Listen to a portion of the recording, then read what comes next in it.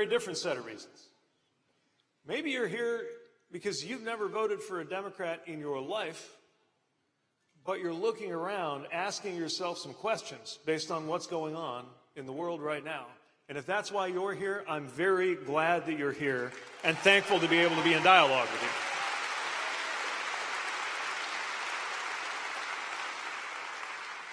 Maybe you don't think of yourself as political at all. You don't think a whole lot about Democrats and Republicans, but you can't help but notice that gas is going through the roof, diesel's going through the roof. You can't help but notice that we were told a year and a half ago the prices were going to go down, and instead they are up compared to what they were a year and a half ago.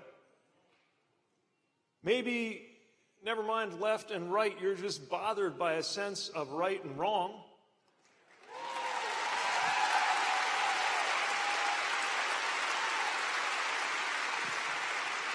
And you think to yourself that there's just something wrong, not because of politics, but just because this is a free country. There's something wrong with masked federal agents going around the streets of American cities demanding to see people's papers.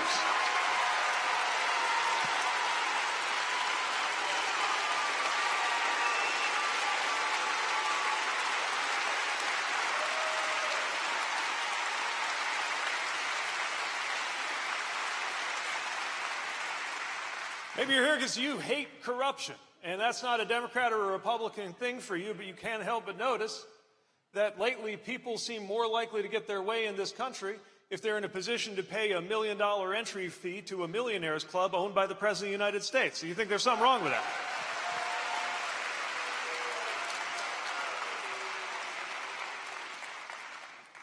Maybe you are Christian and grew up in a household where being Christian and being conservative was considered one and the same. And maybe you've come along for a lot of things that have gone in the last few years in our politics, but when you see the president insult your faith by depicting himself as the risen Lord healing somebody, you got something to say about that.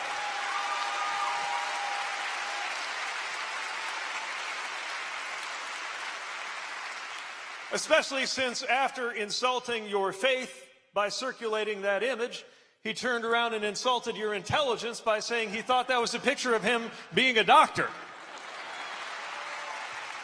By the way, he's not a doctor either. Maybe you voted for him because when he said he was going to keep us out of foreign wars, you believed him. Because I can't stop thinking about what it felt like when it was my turn to be going on one of those Gray Tail C-17 aircraft with a one-way ticket into a war zone, praying that the people who sent me there knew what they were doing. And we owe our service members a lot better than what's going on in this Pentagon and in this White House.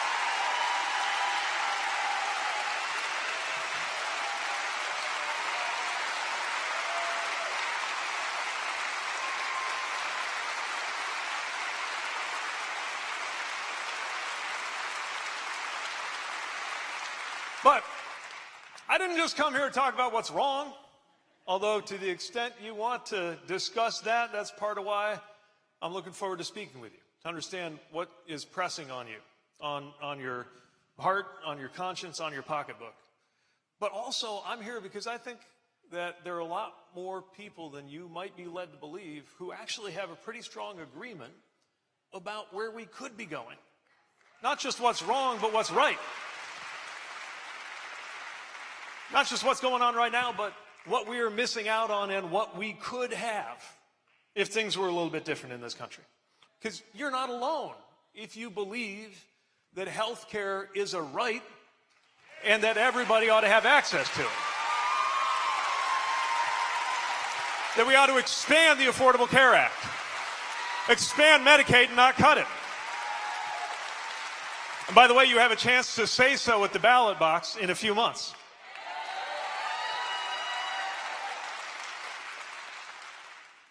You're not alone if you believe that one job ought to be enough in the United States of America.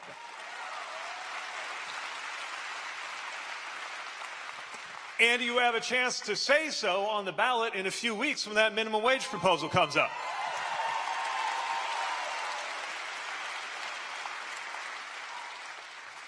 You're not alone if you believe that the richest country in the world ought to have the best funded public schools in the world.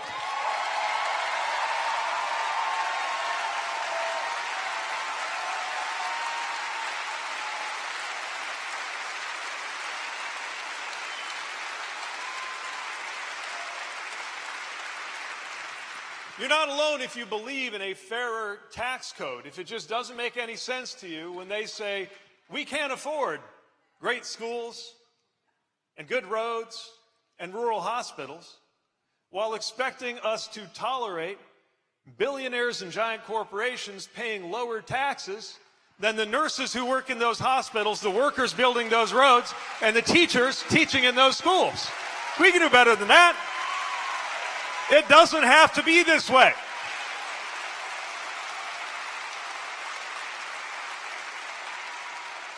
You're not alone if you believe that in a freedom-loving country, you should never be mistreated because of who you are or who you love.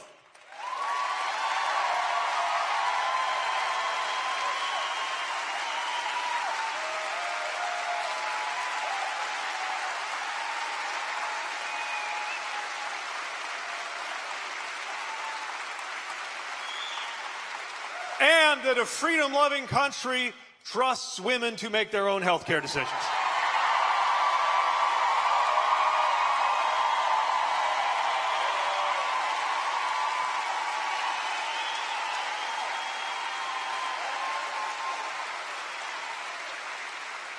So don't let them make you feel like you're the only one who believes these things. You are part of a powerful American majority. And depending where you live and where you're from, you might feel like you're the only person on your block or the only person in your church or the only person in your family who feels this way. So just take a look around you too, because there's obviously a lot of people who feel the same way.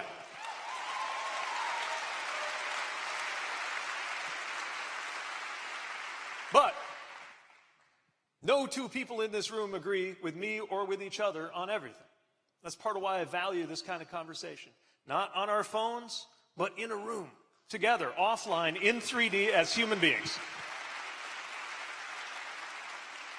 That's what I'm here for, and that's what I trust you're here for, and that's the conversation I'm looking forward to having with you this evening. So thanks for coming, and let's jump right into it. We got folks who are here, volunteers, have microphones.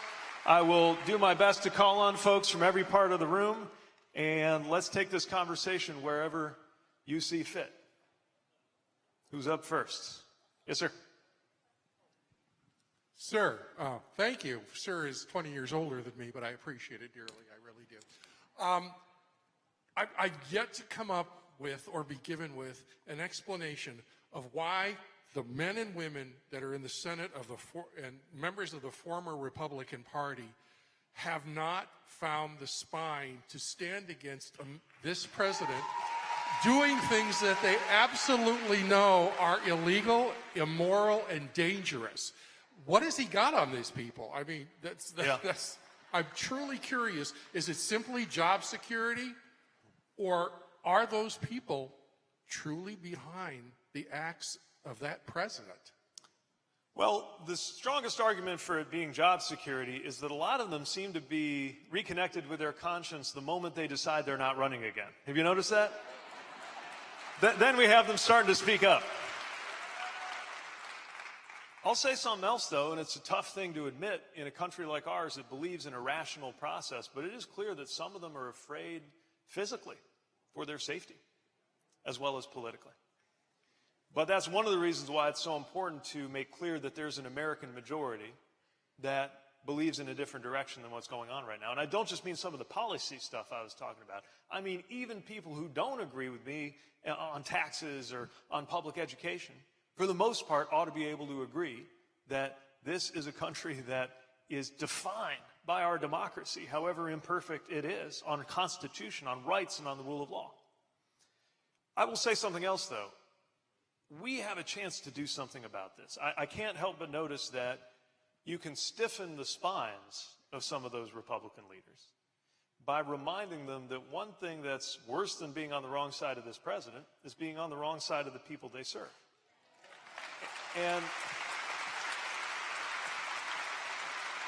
I'll give you some examples.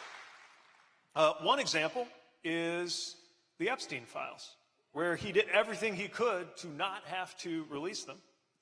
And a lot of Republicans in Congress were running cover for him until enough people spoke up and said, no, you can't do that, to where even they couldn't ignore it. I'll give you another example. We did a town hall, not so different from this one, in western Wisconsin, in the district of a member of Congress who wouldn't do a town hall. So we said, okay, you don't want to do a town hall with your constituents? We'll do one for you. And sure enough, as the RSVP list was building for that event, there was this big vote on the Affordable Care Act. And even though this member of Congress was no moderate, he miraculously became one of the few Republicans to defect and vote alongside Democrats to preserve those subsidies, those tax credits for the Affordable Care Act. I think partly because he felt that political pressure. I'll give you a third example. State of Indiana. The state legislature of Indiana, which is about as leftist as the state legislature of Oklahoma, supermajority, came under direct personal pressure from the president and the vice president. The vice president even traveled out to pressure them to gerrymander the state to where not a single Democrat could be elected. 9-0 was the map they wanted. The president of the United States was making phone calls. And these legislators, who are very conservative, realized they didn't want to do that deep down. But it was that scenario we're talking about. A lot of times they don't want to do something deep down, but they do it anyway because they think they have to. So a lot of people stood up in Indiana and decided that a few shows of public presence might reunite them with their conscience, including an event in the State House where we had hundreds of people all the way up to the rafters. And again, we weren't fooling anybody that this state was suddenly Democratic. It wasn't about Democrat and Republican. It was about right and wrong. It was about cheating versus not cheating.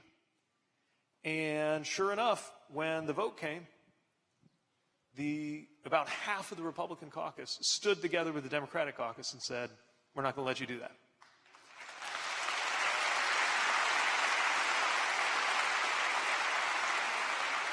All of which is to say, you don't have to wait till Election Day to have an effect on the behavior of these elected officials. But of course, Election Day is your best chance to replace them with ones who have a little more courage. All right. Yes, ma'am. If you hang in there for a second, a microphone will come to you.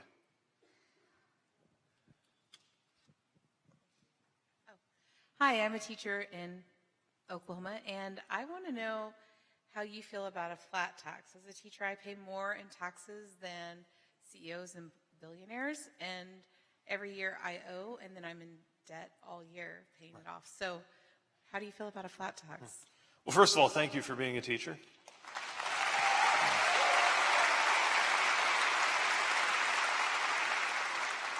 I married a teacher.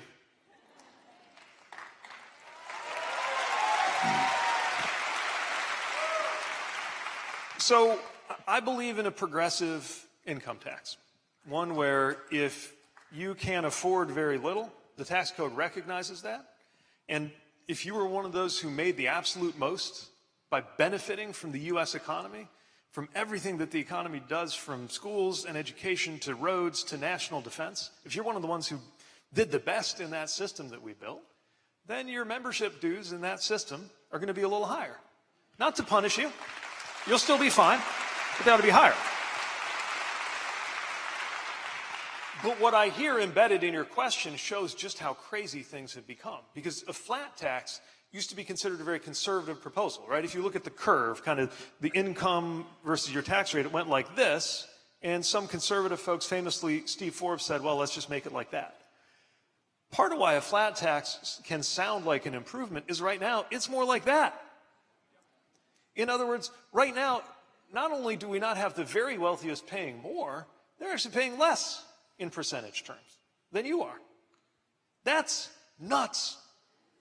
So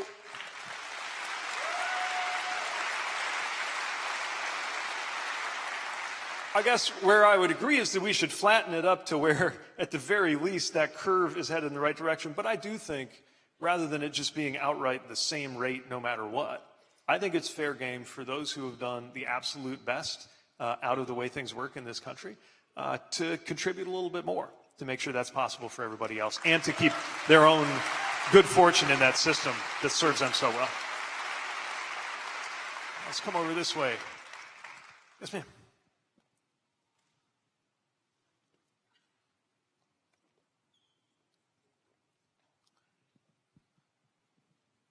Thank you. Hi. Every day I wake up scared because a person I love is trans.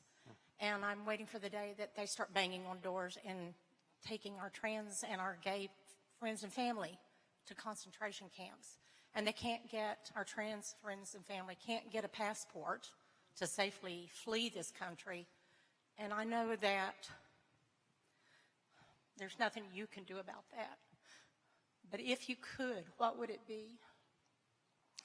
Well,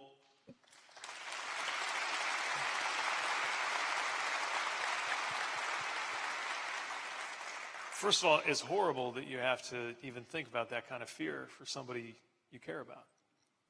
And it's horrible that so many Americans live in that kind of fear for themselves and for those they love. And it shouldn't be that way, and it doesn't have to be that way. Because as divisive a wedge issue as that has been made to be, for political purposes, by politicians who figure that stepping on people's faces is the best way to get ahead. Because they definitely don't want to be talking about why they want to cut Medicaid or why they think taxes ought to be cut for billionaires. So they want to talk about this. But it remains the case that most Americans do not believe that somebody should be discriminated against, let alone harmed, because they are transgender or gay or anything else. That's most of us. Don't let them make you feel like that's some fringe position, right?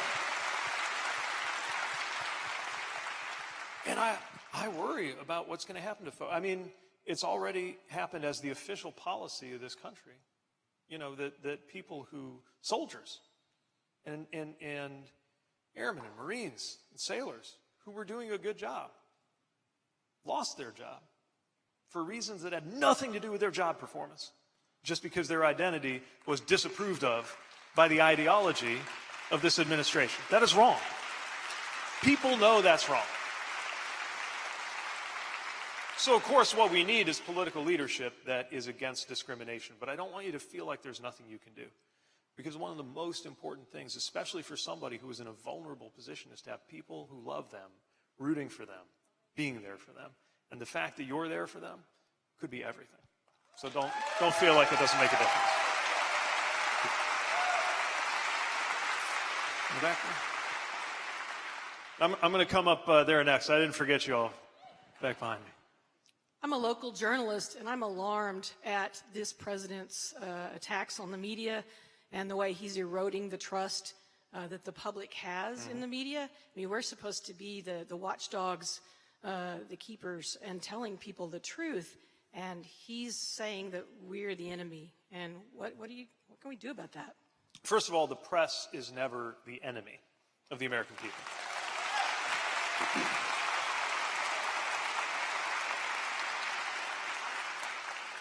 Look, when you're an elected official, you sometimes get coverage you don't like. Sometimes you're mad. I have been, for sure. But I'll tell you something else.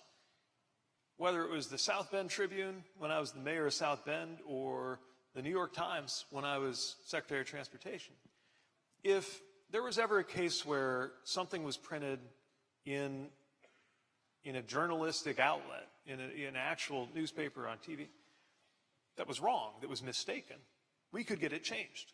Because as a journalist, you follow ethical standards. And so I could call the editor and say, look, this is incorrect and I can prove it. And they would retract it. That's not the dynamic right now between the administration and the press. There's an example of it every day. I'll give you the latest. You may have seen a story about how the director of the FBI, the person in charge of making sure you and your family are safe from criminals, predators, and terrorists, may be diminished in his job by drinking too much and by not showing up to work at certain key times. and they sent 19 questions to his office, detailed questions, and instead of answering them, they just attacked him, and now they're threatening to sue.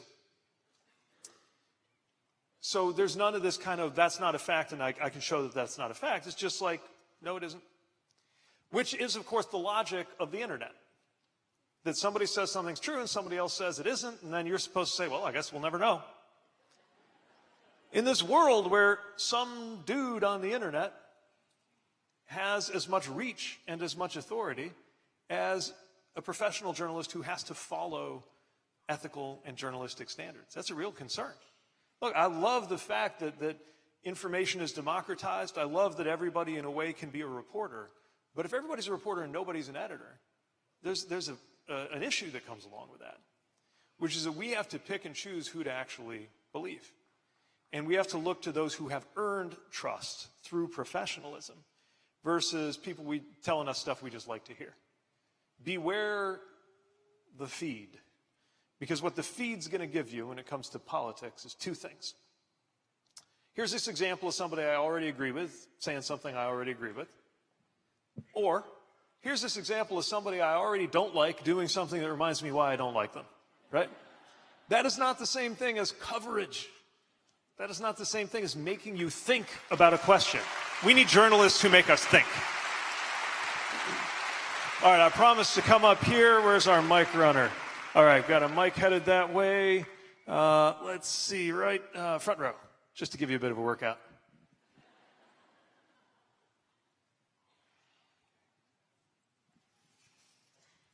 Have you thought about running for the U.S. Senate? Thanks for asking. I did. There was an opening in Michigan, where I live, and I thought about it. But it didn't feel like the right moment where that was the best way I could make myself useful. So I'm definitely going to support the nominee of my party for that race to be my next senator. I'm going to vote for them and campaign for them if they'd like me to. But one of the things I think is really important about political office is you don't run for it just because you can. You know, I fear sometimes that we treat a political office like it's a prize versus a chance to do something. And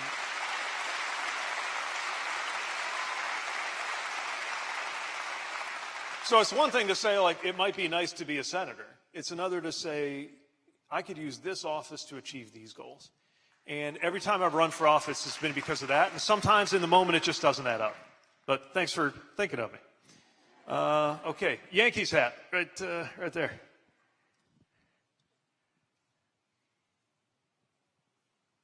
I want to know more about your opinion on LGBTQ rights and more specifically trans rights, and how 760 bills have been introduced to more than 43 states in 2026 alone. Right. Well,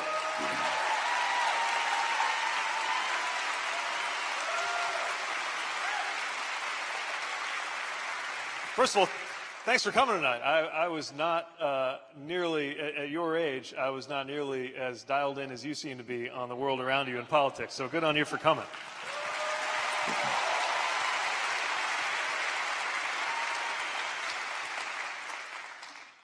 Look, some things have moved in the right direction and some have not when it comes to equality in this country. Let me start with the good news, which is that things that would have seemed impossible a generation ago in terms of fairness for LGBTQ people have come to pass in a short amount of years. When I joined the military, it was actually the law of the land that if anybody knew that I was going home to a boyfriend or I tried to get married, then I'd be fired. That wasn't just the practice, that was the law. When I ran for mayor in Indiana, had I been out, I think it would have been considered crazy that I would have run for office. And by the way, a lot of people thought it was crazy when I ran for president. And yet, not only did I win the Iowa caucuses, the first nominating contest of the race for president, but one thing that's important to me is that happened by drawing a lot of independents and some Republicans into the process. Because it turns out, whatever assumptions they were raised with, they were less interested in my family than they were in their own family and what kind of job I was going to be able to do for them.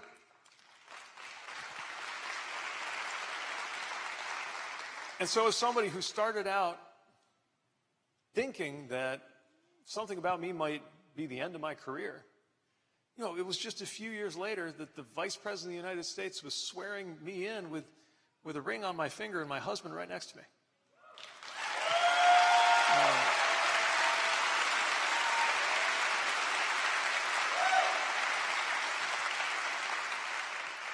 But there's no question that these issues, especially trans equality, gender identity, have been turned into a political football.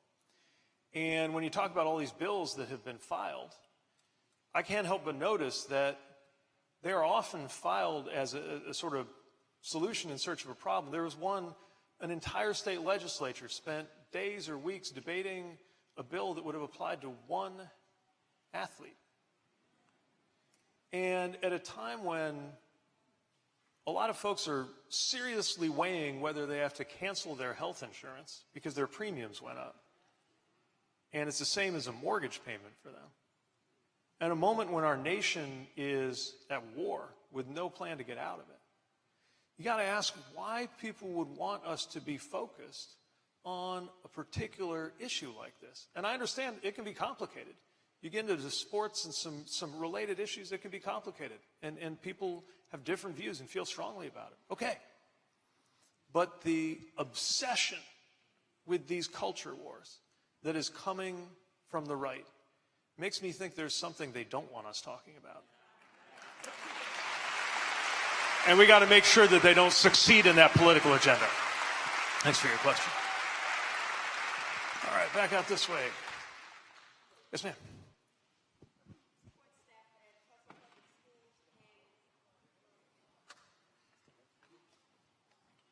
Yes, I'm a support staff member at Tulsa Public Schools, and what I found out is that they think because we don't have a degree that we don't deserve a living wage, but yet they've saddled a bunch of 18-year-olds with $1 trillion in student debt that they can't pay, and they're basically in the same boat we are because they can't eat either. But they only pay us nine months out of the year. I don't know how they think we pay our house payments for 3 months that we're not getting paid. Well, first of all, thanks for what you do to make sure that the Tulsa Public Schools keeps running.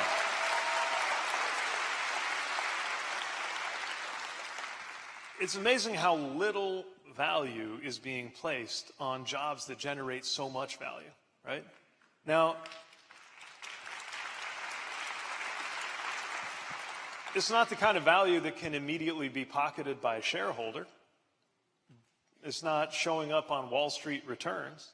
Actually, in a way it is, because, of course, if we don't have a well-educated country, there's no way our industries will succeed. But you're not getting the credit for that. Right. Right. Absolutely.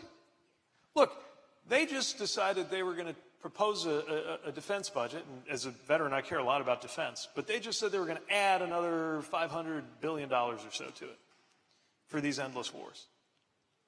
Now, if you just do the math on a napkin, that's thousands of dollars for every household in this country.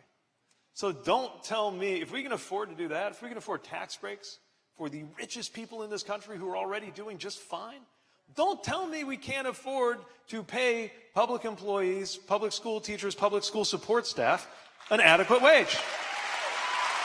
Thank you. So,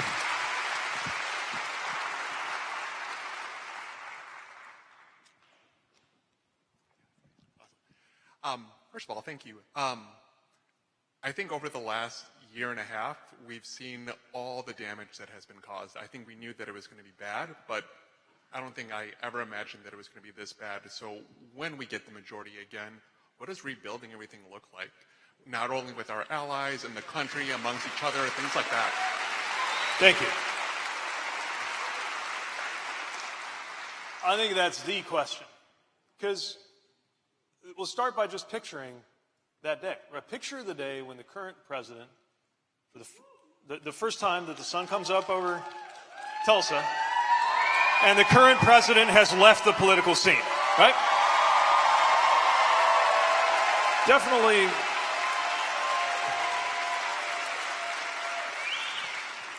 something to look forward to. But then what?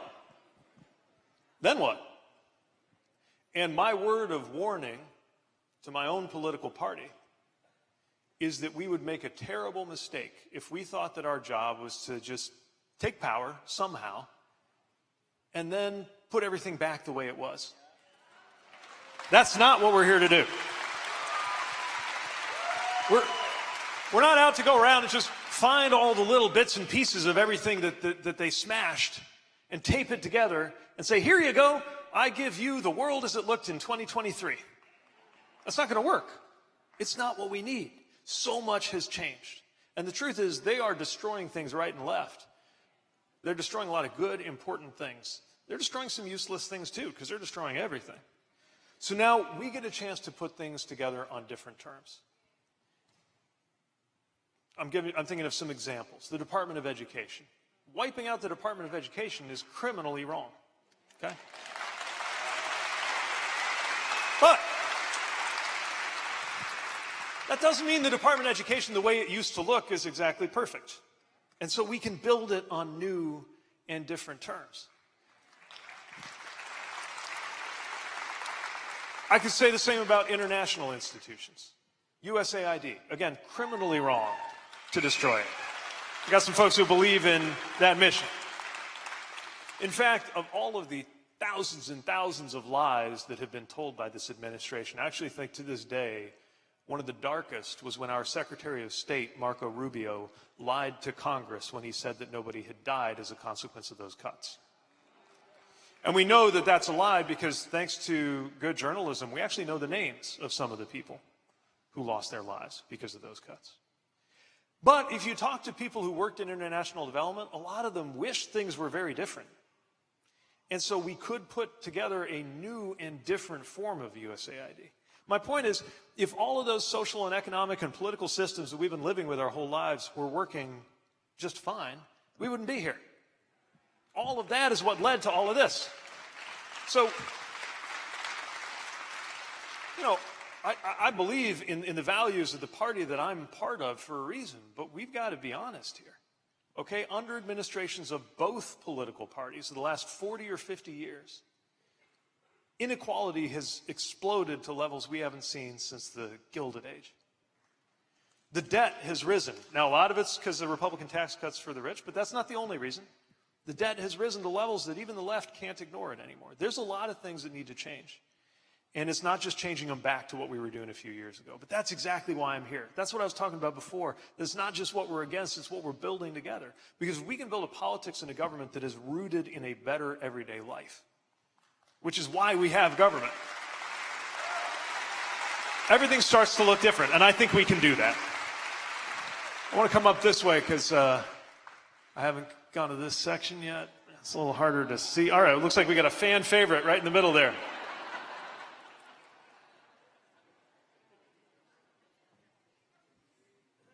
Hello? Okay, thank you.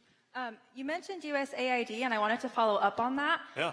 What role should the U.S. play in global health leadership, and how do we get the diseases that have been killing so many people, like tuberculosis, HIV/AIDS? How do we restore that funding?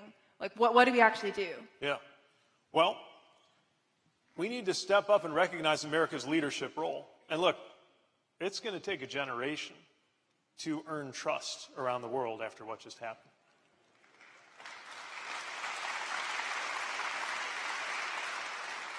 And I'm not saying that as a bleeding heart liberal. I'm saying that as somebody who's concerned about American leadership and security. This is the first time that there are some bodies of research that suggest that the world is beginning to trust China more than it does the United States. That should be very disturbing to you, whether you're left, right, or center in this country. But it's also very easy to see how that happened, right? Especially the behavior of this administration in this term. So part of how you earn trust, as a country, just like as a person, is to consistently do good and important things. And by the way, things that are worth doing anyway. Whether you believe in American strategic interests through foreign aid or whether you believe in God, there's about 50 overlapping reasons to make sure that no child dies of HIV/AIDS or tuberculosis or malaria if we can help it.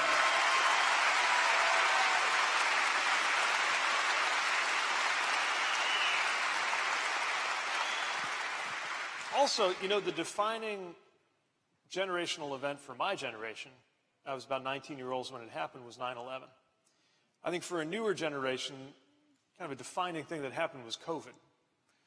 What both of those very different disasters have in common is they demonstrated that in this country, even in this country, a chain of events that starts thousands of miles away can change everything and cause enormous harm right here. And it's why, while I firmly believe that we got to make sure that we take care of our own neighborhood first and foremost, we've also got to make sure we play a role in dealing with things around the world before they become an even bigger problem, especially knowing that sooner or later that'll haunt us right here at home. That's one of the reasons why global public health is something that is in the American interest, as well as being the right thing to do.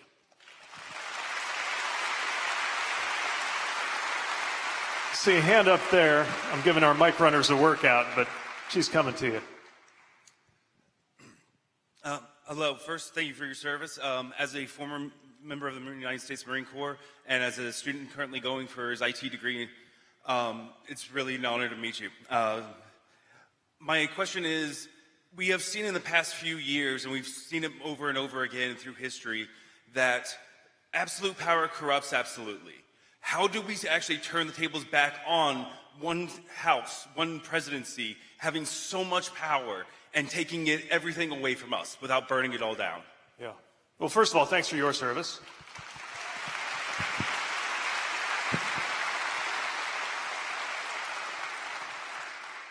I studied a lot of foreign languages, but the one that was the most challenging to learn during my deployment was Marine. I learned how to speak. I'm not fluent in Marine, but I learned how to speak Marine because my right-hand man was a gunny sergeant. And you're right. I mean, look, the founders didn't set up a democracy because they just thought it was academically interesting. They did it because they saw that if one person has too much power, daily life gets worse. That's why I'm a little allergic to this idea that we shouldn't worry about our democracy, because we need to talk about things that are a little more kind of immediate. They go together. We should talk about all of them at once. The reason why you paid $1,000 more per household last year in tariffs is because we have a president who doesn't think he's accountable to the American people and didn't think he had to follow the law. These things are connected.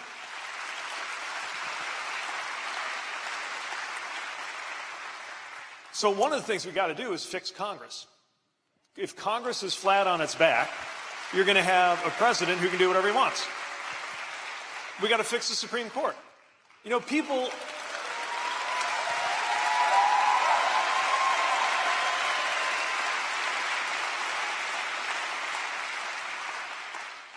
Back when I was running for president 7 years ago, when I said that we ought to do structural reform to the Supreme Court, people looked at me funny.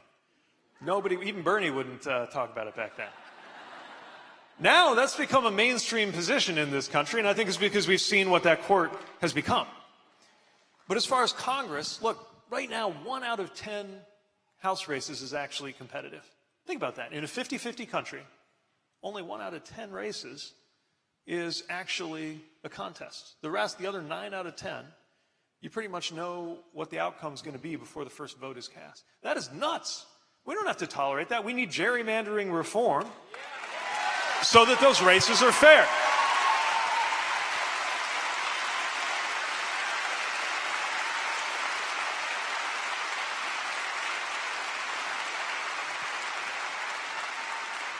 And one other thing I'll mention, because the idea that no one person should be too powerful is definitely true in terms of a government leader, a king, or a president.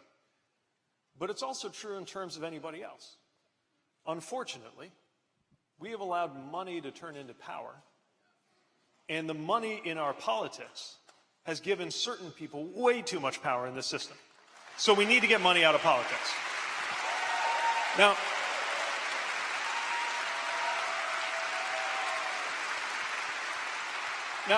in the wake of the Citizens United decision by that same Supreme Court that I'm worried about, basically said you can't do anything about that because corporations are basically people, and spending money to change how an election turns out is the same thing as using your free speech rights in an op-ed, right? That's what they said. So some people say there's nothing you can do about it unless you had a constitutional amendment. Well, guess what? If that's true, we ought to have a constitutional amendment. Remember, that didn't used to be considered impossible.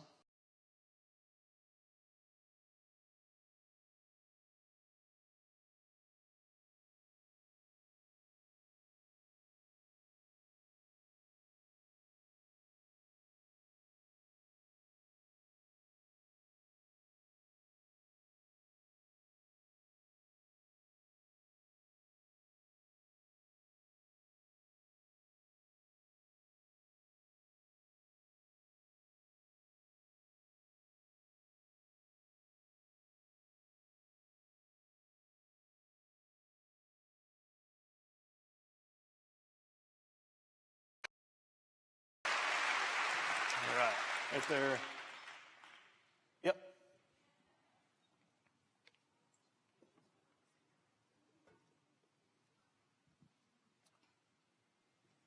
I know I'm giving our mic runners a workout. I swear I'm not doing this to mess with you. Hey, it's an honor to meet you, sir. I have a meat and potato question. I'm 65, where everyone's complaining about Social Security and it running out. And honestly, no one's talking about it. It's not even mentioned. I was hoping it was going to be mentioned sooner in this group. The fact is, the way we're going to end up reducing benefits. And it's not become a priority. What would you do? If I could get you elected president tomorrow, what would we do to fix that?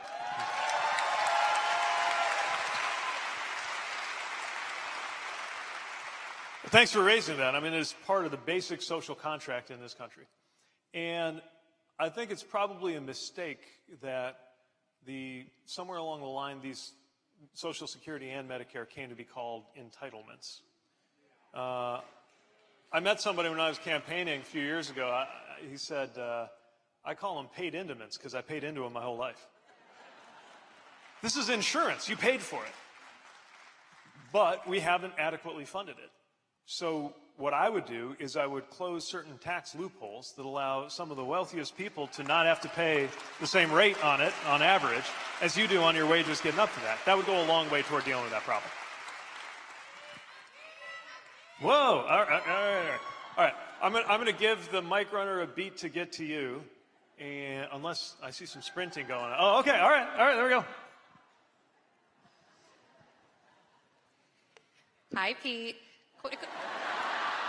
Okay. Evening. Question. What is your advice? We all live in Oklahoma, or a lot of us do. Lots of people that are on the other side. What's your advice to engage them when we seem to be in such echo chambers and are so divided? Yeah. Such a great question.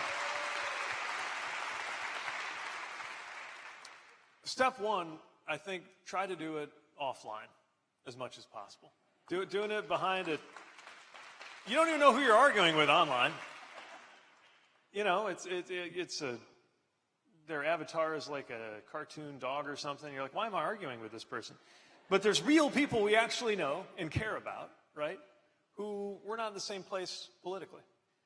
And the very stuff of politics, to me, is that effort at persuasion, that encounter.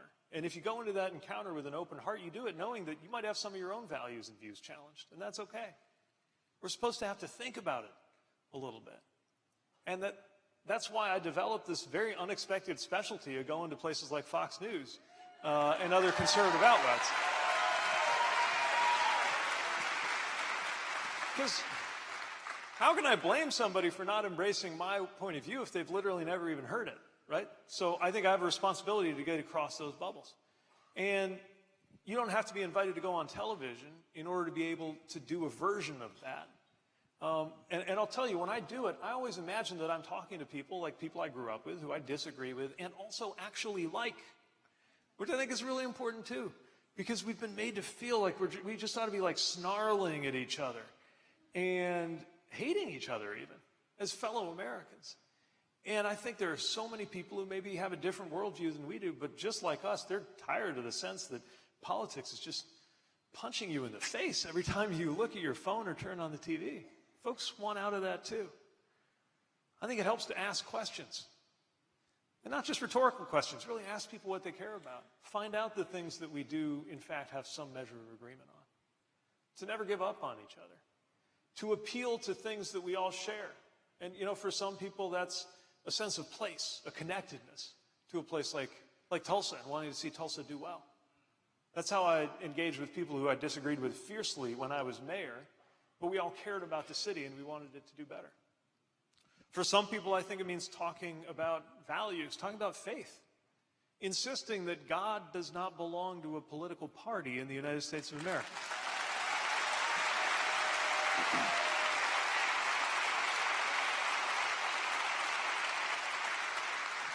I'm not saying that you have one good zinger or one great conversation and everything suddenly changes for the better. I'm saying we got to do so much more in that direction. And the moment we don't even try anymore is the moment that it's all over. So thank you for being committed and interested in that. All right, let me head up here. We got somebody way up toward the rafters. I'm sorry to do that to you. Can we hear it for our volunteers with the microphones who are...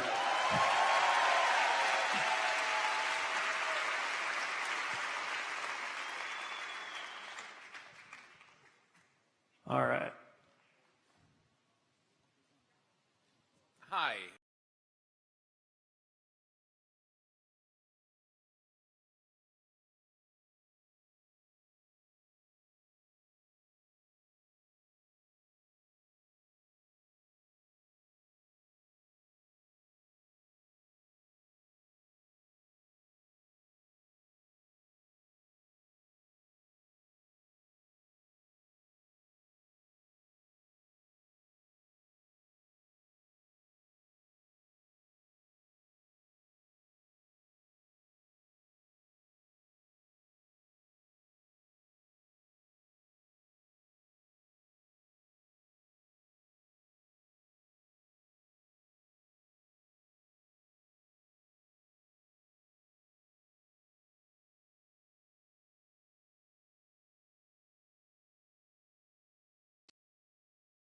Strategic credit for going to a lot of different places. Again, you know, to them, going to these college campuses is kind of the equivalent in their minds of the way I feel when I go on Fox News. The difference is when I go on Fox News, I'm telling the truth. But that idea of going everywhere is something we got to do too. You know, this idea developed a long time ago that the universities kind of served the left. And so they're going to have these think tanks and organizations and corporate-funded efforts to kind of counterbalance that and serve the right. But right now, it's not really working the same way that it used to in terms of where the left gets its ideas. Actually, I think this is a real problem for anybody left of center in this country. All the more important then to cultivate independent thinking. And I think one of the reasons why institutions like universities and museums and national parks, and late-night television comedy, and journalism have come under attack is not because they are liberal, it's because they are independent. And we need to defend the independence of these institutions and their ability to think for themselves. Let's head in this kind of general direction. Yes, ma'am. Hi, sir. We're so glad that you're here in Oklahoma. My name is Rosie Lynch, and I am a proud rural road dirt Democrat living in Okmulgee, Oklahoma. All right. My question to you, sir, is thank you for coming, but I hope this meeting tonight, it's encouraged me and my friends, but I hope it encourages the DNC and the party that Oklahoma is not a flyover state. You're here. So, and heck yeah. And we have been linking arms, rural and urban, for decades, trying to see change happen in Oklahoma, which it can happen. My question to you is, sir, can you let the rest of the big wigs and the DNC, let them know that we are out here fighting for real, and we know how to vote, and we know how to fight? Thank you. Some pretty good evidence for that right here, isn't there?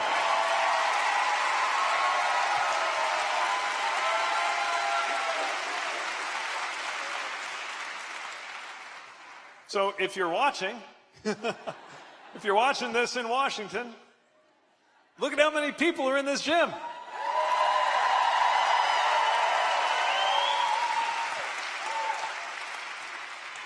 And you know better than I, the things you're organizing around are things that your neighbors care about too.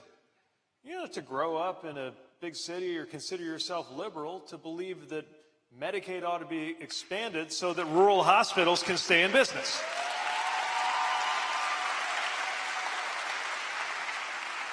You don't have to be a card-carrying Democrat to know that it's really bad for agriculture if fertilizer prices go through the roof because of a war we didn't need.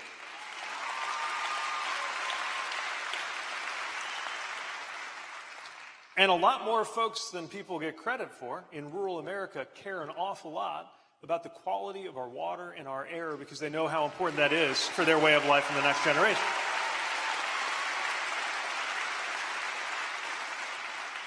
Look, I know how it feels to be passed over. I grew up in northern Indiana in a place where nobody ever put it to me in this many words.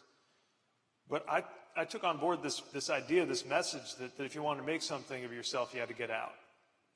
It's the same thing a lot of people in rural communities and lower income communities and industrial communities hear all the time. And so that's what I thought I had to do. That's what I did. And it was the moment that I got to the East Coast to go to college and had one well-meaning friend confess that she could just never quite remember whether I was from Idaho or Iowa or Indiana. Then I began to realize I was from somewhere. I began to feel Midwestern in a way that I hadn't quite understood growing up.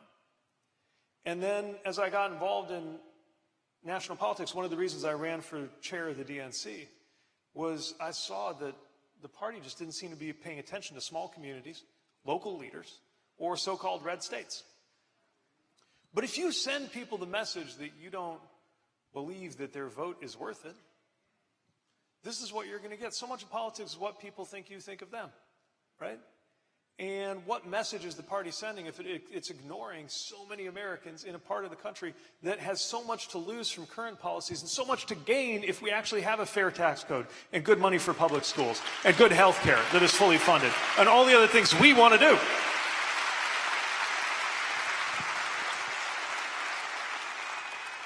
Now, one last thing I'll mention, again, not to get all academic with you, but one thing that would make a huge difference is if we selected our president by letting the person who got the most votes actually take the office instead of the National Electoral College.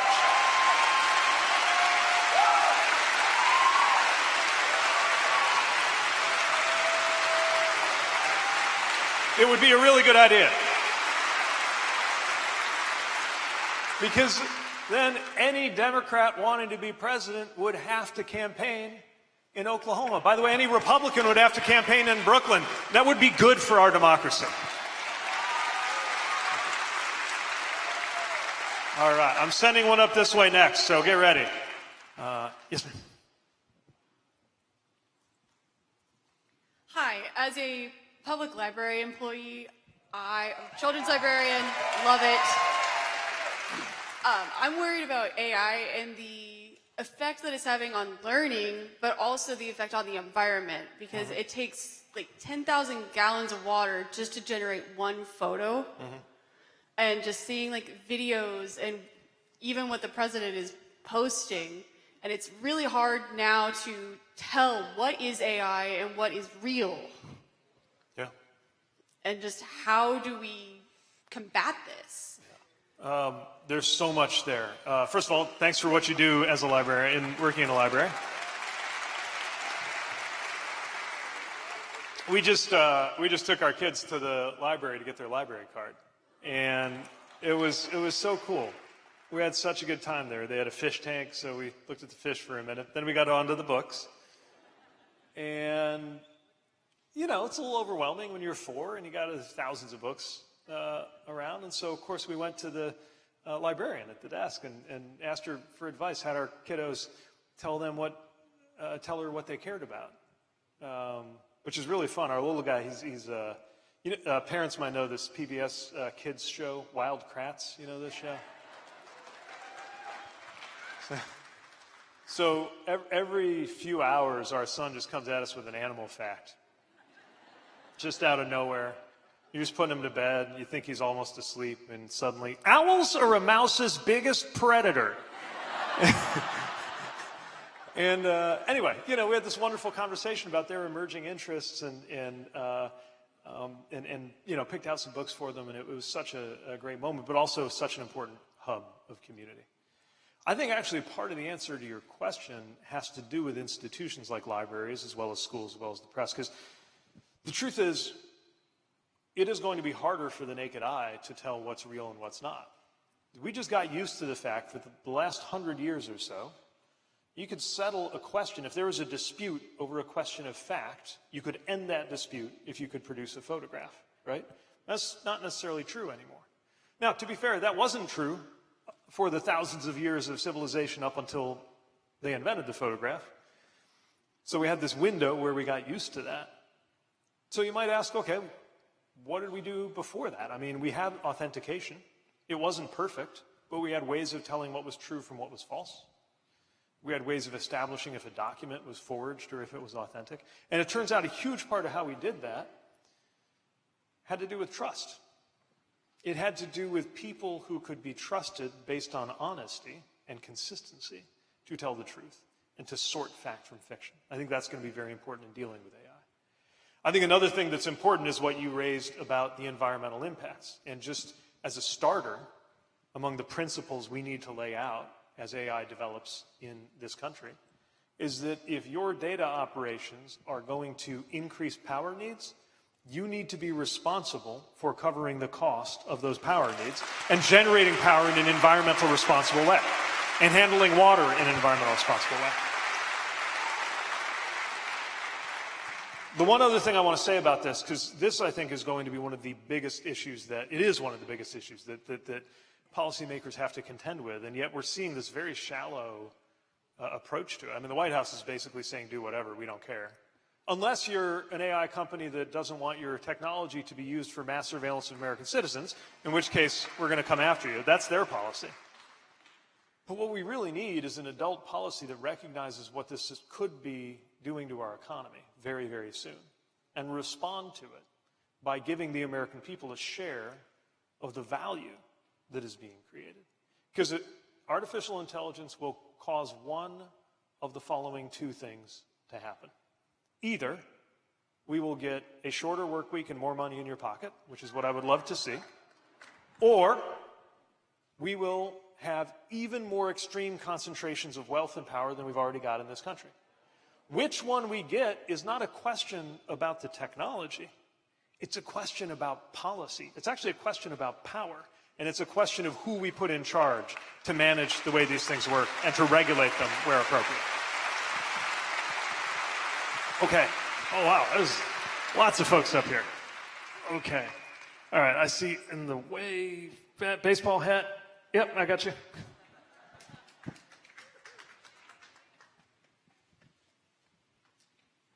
We have time for one more question. Let's do two more. Hi, I'm an immigration attorney and I represent members of our, thank you. I represent members of our community trying to reach their American dream. And for decades, there has been no changes in immigration laws, but yet this administration has brought chaos in the enforcement with ICE and in the immigration courts and with U.S. Citizenship and Immigration Services. And there is a solution that's needed. And so I was wondering if you have any tangible, specific thoughts of what we can do, because there is some legitimate concerns about keeping our country safe and making sure we have, certain individuals, given a right to be here, and certain maybe not. But what are your thoughts? Yeah. Look, I think this is another example of something where Washington is completely incapable of delivering a solution, even though there's actually a pretty good consensus, at least a 2/3 majority, around the basic outlines of what has to happen next. I mean, it shows you just how broken the system is. The basic things that need to happen that most people can agree on is we need to have a secure border, naturally. We need to have laws that are followed. We also need to make it possible to immigrate to this country without being tied up in 1,000,000 miles of red tape.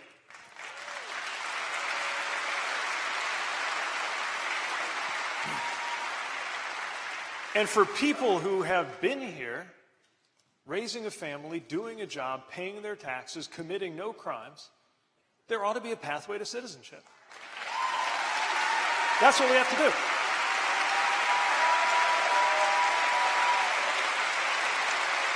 So we know what has to happen.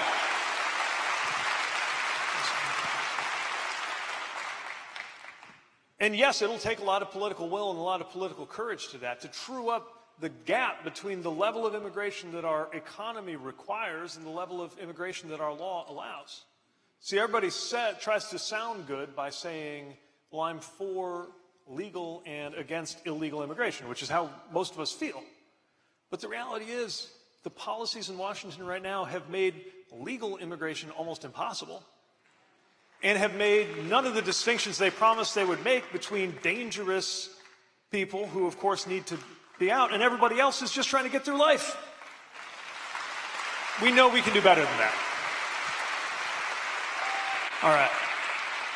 Sounds like we are getting low on. Yes, ma'am.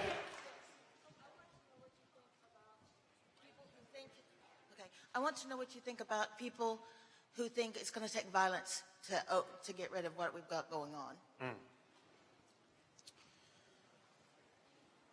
The question is about people who are so, tell me if this is a fair paraphrase, people who are so despondent about what's going on in our politics that they think violence is the answer. And of course, I'm terribly worried about that because we've seen so much political violence in recent years in this country.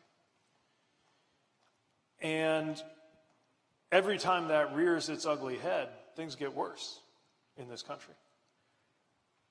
I guess the way I think about it is to turn to violence is basically to lose hope. And I wouldn't be doing this if I didn't have a sense of hope about what is possible if we raise our voices to fix our system.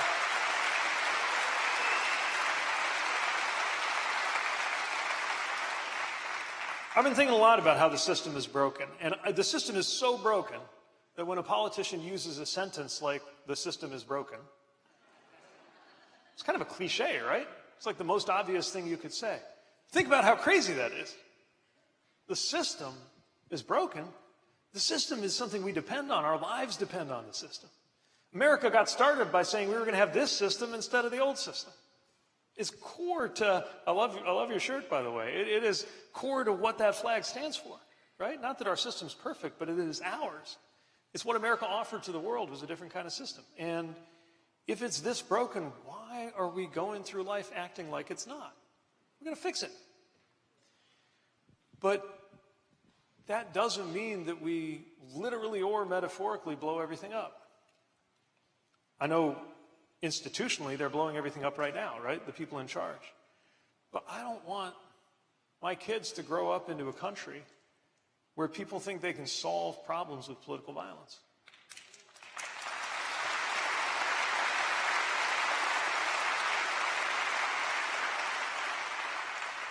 I was reflecting on it here in Tulsa because this morning I visited Vernon AME, where people took refuge in that basement for 3 days. You can see where the columns are burned.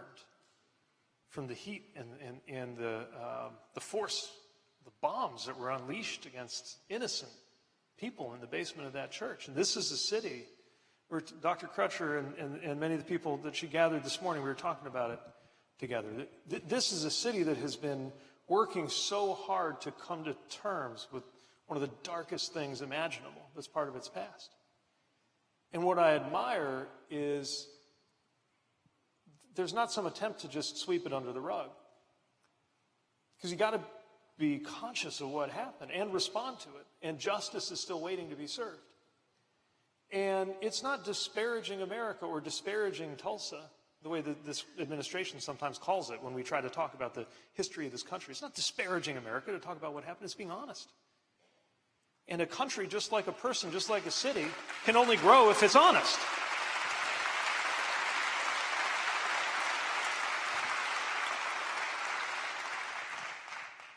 I also see a city and I see a country that can have such a better future that I want my kids to experience. This morning I went out for a run on the river here in Tulsa. Nice riverfront you got here, by the way. This is how I know I'm from up north. I was really excited to be wearing shorts. Everybody else is in their winter gear, walking and running.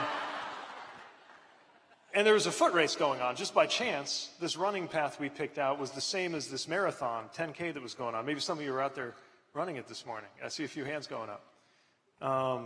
And the sun was shining. There were little kids sticking out their hands for a high five. And there were people encouraging loved ones. Somebody had a placard that had a scripture on, I think it's Hebrews 12, let us run with perseverance the race marked out for us. And I just thought about how much better things can be when we double down on that side of our society and that side of our country. People looking out for each other and having a good time and cheering on their loved ones. And scripture being used not as a cudgel to beat somebody down, but to encourage and lift somebody up. That's America too. That's the America I want to live in. It's why we're here. You're here in an act of hope. Of all the things you could be doing with your Saturday night in Tulsa, you're here with your neighbors and me talking about the future.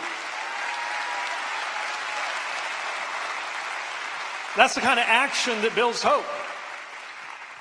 I was getting ready to come down here yesterday. I was headed to the airport. Dark out, early morning. I was getting the cereal out for the kids. And my son comes up and he says, "Can I come with you on the trip, Papa?" He's 4.